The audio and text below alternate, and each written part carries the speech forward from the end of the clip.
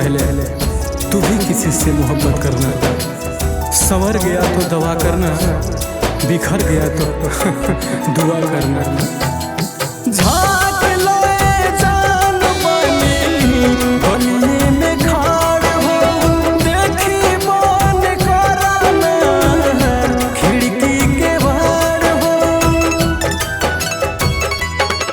दिल बड़ो दर्द ना केहू से बताइब,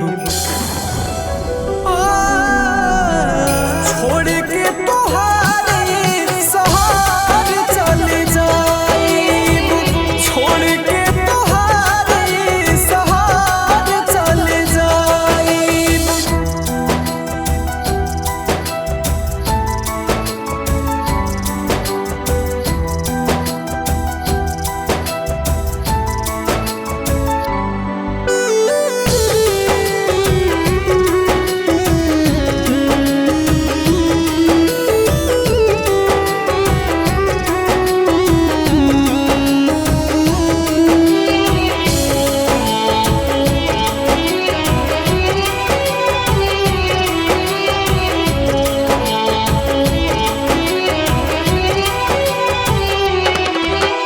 होला का तड़प जान तोहरो बुझाई, अइहे याद तोहके जब हरिंदर हर जाई।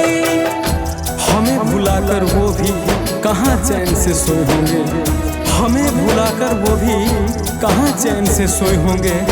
देख कर मेरी तस्वीर वो रात भर रोए होंगे। होला का तड़प जान तोहरो